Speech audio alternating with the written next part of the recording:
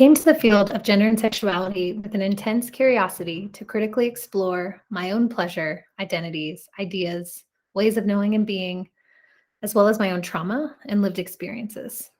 I initially became a sexuality educator to learn how to prevent the things that happened to me from happening to other people. All I knew growing up about sex was that it was either something to be absolutely terrified of or consumed by, which is so binary and so problematic. My desires as a sex educator and co-founder of Rescripted, a feminist education consulting practice, are to partner with youth, schools, organizations, and families to reimagine what gender and sexuality can look like, what is that education like, and what sex ed can be. That in terms of sex ed, not only that it can be about preventing harm, but how to uplift the magic of healthy, equitable, pleasurable, and safe relationships, as well as safe sex relationships and sexual relationships. Centering pleasure in sex education honors that young people are sexual beings. Pleasure is about tapping into an inner knowing, a trust and love for one's own body, an awareness within one's own body, a connectedness to one's own body. Youth have the right to intimately know and feel good about their bodies and in their bodies. Normalizing pleasure in life, sex, and relationships can prepare youth for a safer, more satisfying life. I often think about how different my life could have been if I had had access to sex ed that centered pleasure, was shame-free, and explored how power and privilege operates in everyday life. The truth is, sex and sexuality is not something people age into. It is a fundamental part of being human.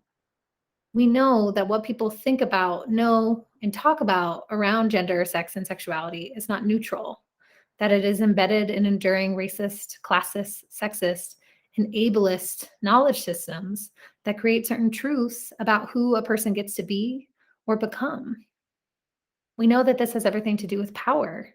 We must engage in these conversations because power is the ability to take for granted these overly simplified scripts of gender and sexuality to make them seem universal or common sense, which they are not.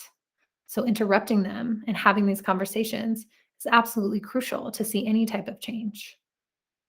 The research is clear that what is currently being offered in sex education, if offered at all, stresses fear tactics, centers whiteness, does not engage in conversations about power, privilege, and oppression, or the more socio-political, cultural, historical aspects of gender and sexuality, definitely withholds information about pleasure and desire, blatantly excludes queer identities and lived experiences, as well as ultimately flattens the complexity, wildness, and sort of the emotional, affective experience and expansiveness of gender and sexuality.